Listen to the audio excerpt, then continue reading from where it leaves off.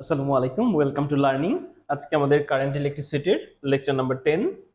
তো আমাদের 10 নাম্বার লেকচারের যে কন্টেন্ট, সেই কন্টেন্টটা হচ্ছে প্যারালেল কানেকশনের শর্টকাট।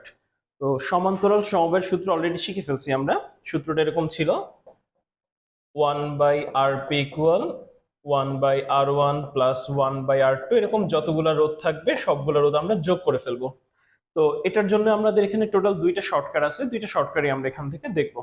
তাহলে প্রথম শর্টকাটের জন্য আমরা দুইটা রোধ সিলেক্ট করলাম, R1 এবং R2। তো এই দুইটা যে প্যারালাল কানেকশনে যুক্ত, এটা কিন্তু অলরেডি শেখানো হয়ে গেছে তোমাদের, যে আমি পুরো সার্কিটে যদি পয়েন্ট সেট করি এদের টার্মিনাল দুইটা মিলে যাবে, তাই এরা হচ্ছে কি আমাদের প্যারালাল কানেকশনে যুক্ত থাকবে। তাহলে প্যারালাল কানেকশনের জন্য সূত্র হচ্ছে 1/rp equal to 1/r1 plus 1/r2। এটা হচ্ছে আমাদের প্যারালাল কানেকশনের জন্য সূত্র। এখন আমি যে শর্টকাটটা বের করতে যাচ্ছি সেটা হচ্ছে শুধুমাত্র দুইটা রোধের জন্য। সো আমি একটু এখানে লিখেও দেই যে এটা আমি অ্যাপ্লাই করতে পারবো শুধুমাত্র দুইটা রোধের জন্য। যদি দুইটার বেশি রোধ হয় সেক্ষেত্রে কিন্তু এই শর্টকাট, মানে এখন যে শর্টকাটটা আমি বের করতেছি সেটা অ্যাপ্লাই করা যাবে না। এটা একটু খেয়াল রাখবে তোমরা। তাহলে এখানে দেখো লসাগু নিতে পারি আমরা। লসাগু যাচ্ছে R1 R2, তাহলে ওপরে থাকবে R2 প্লাস R1, 1/rp সমান। এখন আমাদের টার্গেট কিন্তু 1/rp না, আমাদের টার্গেট হচ্ছে rp এর মান বের করা। তাহলে আসলে এটাকে একবার ব্যস্তকরণ করে ফেলি। তাহলে যদি আমি এখানে ব্যস্তকরণ করি তাহলে rp সমান হবে R1 R2 divide R1 plus R2।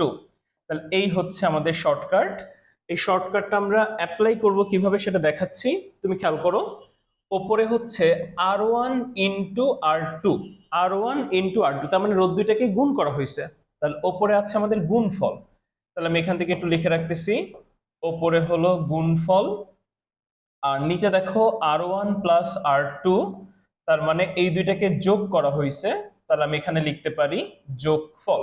তাহলে আরপি সমান, এখন আমি সরাসরি অ্যাপ্লাই করতে পারবো, ওপরে থাকবে গুণফল, নিচে থাকবে যোগফল। যখন দুইটা রোধ থাকবে, অবশ্যই দুইটা রোধ, এটা কিন্তু সবার আগে মাথায় রাখতে হবে যে দুইটা রোধ থাকলেই তুমি এই শর্টকাট অ্যাপ্লাই করতে পারবে, আদারওয়াইজ অ্যাপ্লাই করতে পারবে না।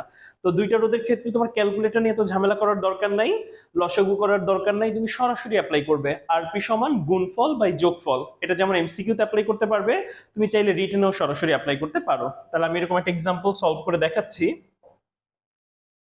আমাদের এখানে মনে করো দুইটা রোধ আছে, দুইটা সমান্তরাল সমবায়ে যুক্ত, দুইটাই সমান্তরাল সমবায়ে যুক্ত। একটার ভ্যালু হচ্ছে 10 ওহম আর একটা হচ্ছে 5 ওহম। তো তুমি যদি নর্মালি ম্যাথটা সলভ করতে 1/rp সমান 1/10 প্লাস 1/5, তারপর ক্যালকুলেটরে সলভ করতে। আর এটা যদি তুমি শর্টকাট অ্যাপ্লাই করো তাহলে আমি বলতে পারি আরপি সমান ওপরে হবে গুণফল আর নিচে হবে যোগফল।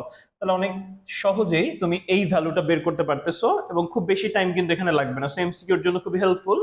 আমরা ওপরে গুণফল নিব, দ্যাট ইজ 10 ইন্টু 5, 50, আর নিচে নিব এদের যোগফল, 10 প্লাস 5 কত হবে, 15 হবে। তাহলে এটা ছিল আমাদের প্রথম শর্টকাট। আমি আরেকবার বলে দিচ্ছি এটা লিমিটেশন বা সীমাবদ্ধতাটা কি। এটা শুধুমাত্র আমরা দুইটা রোধের জন্য অ্যাপ্লাই করতে পারবো, দুইটা রোধের জন্য, এর বেশি থাকলে কিন্তু আমরা এটা অ্যাপ্লাই করতে পারবো না। এবার আসো আমরা পরের শর্টকাটে যাই, এখান থেকে আরেকটা শর্টকাট শিখবো আমরা। তাহলে পরের শর্টকাটে যাই আমরা। পরের শর্টকাটের ক্ষেত্রে দেখো তিনটা রোধ আমি এখানে এঁকে রাখছি। এই শর্টকাটের জন্য শর্ত হচ্ছে প্রত্যেকটা রোধের ভ্যালু সেম হতে হবে।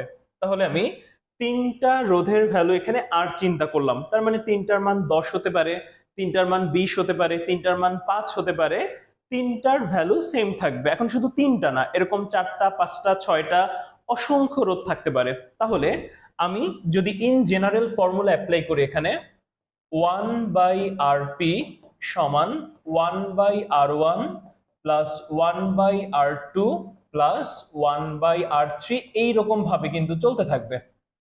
এই সূত্রটা আমি তিনটার জন্য লিখছি, এটা 4টা 5টা 6টা যে কোনো সংখ্যকের জন্য তুমি লিখতে পারবে। এখন আমরা যেই সেটআপের জন্য চিন্তা করতেছি সেক্ষেত্রে কিন্তু প্রত্যেকটার মান সেম, এবং প্রত্যেকটার মান তুমি আর চিন্তা করো। তাহলে প্রত্যেকটার মান যদি আর চিন্তা করে, আমার পরের লাইনটা কি হবে, 1/rp সমান 1/r plus 1/r plus 1/r। এখন এখানে যেরকম আমি 3টা রোধ এঁকে রাখছি, এখানে 3টার পরিবর্তে 5টা হতে পারে, 6টা হতে পারে, 10টা হতে পারে। তাহলে আমি এখানে চিন্তা করতেছি এরকম অনেকগুলা সম্ভব, দ্যাট ইজ n সংখ্যক। এখানে আমি লিখেও দিচ্ছি n সংখ্যক। n সংখ্যক মানে কি, n এর ভ্যালু 10, 15, 20, 25 যে কোনো কিছু হতে পারে। এখন আসো এইটুকু সলভ করি, এইটুকু যোগ করে দেখি শর্টকাটটা কি আসে। এখন এইটুকু যোগ করার জন্য আমরা একটা আলাদা ক্যালকুলেশনের হেল্প নেই, সেটা হচ্ছে 4 + 4 + 4। আমি জানি তোমরা এটা বলতে পারবে আনসার হবে 12। এটা কিন্তু আরেক ভাবেও যোগ করা যেতে পারে, সেটা হচ্ছে 3 × 4। 3 × 4, এখানে 3 এবং 4 এর পরিচয়টা আমি এভাবে বলবো। 3 হচ্ছে এখানে কয়টা টার্ম আছে বা পদ সংখ্যা। পদ সংখ্যা বলতে এখানে 4 আছে কয়টা দেখো তো, 3টা, মানে 3টা পদ আছে। এটা সেই 3 কে ডিনোট করতেছে যে আমার এখানে 3টা পদ আছে, সো আমি এখানে 3 লিখবো। আর এই 4 হচ্ছে এদের যে কোনো একটার মান। তাহলে 3 × 4 কত বলা যাবে, 12। তাহলে যদি আমাদের ইকুয়েশনটা এরকম থাকতো 5 + 5 + 5 + 5, তাহলে আমি যদি এখানে অ্যাপ্লাই করতাম তাহলে এটা কি লিখতাম দেখো, আমাদের এখানে টার্ম আছে কয়টা, 4টা, ইনটু যে কোনো একটার মান হতো 5, তার আমি এখান থেকে আনসার কত বলতাম, 20। তাহলে যদি এরকম মানগুলা সেম হয়, তুমি এই টেকনিক অ্যাপ্লাই করেও কিন্তু যোগ করতে পারো। এটা একদম ছোটবেলা থেকে শিখছো তোমরা। তো এই টেকনিকটা এখন আমি অ্যাপ্লাই করতে যাচ্ছি। খেয়াল করো, এখানে আমাদের এই টেকনিকটা যদি অ্যাপ্লাই করি, আমাদের সবগুলা রোধের মান কিন্তু আর, আমাদের এখানে সবগুলা রোধের মান হচ্ছে আর। তাহলে এখানে দেখো রোধের সংখ্যা আছে কয়টা, n সংখ্যক।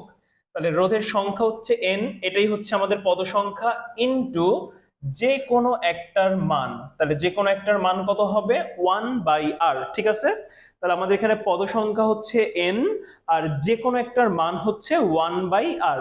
তাহলে এখন আমি দেখি rp এর ভ্যালুটা কত আসে। তাহলে 1/rp সমান লেখা যাবে n × 1, that is n divide r।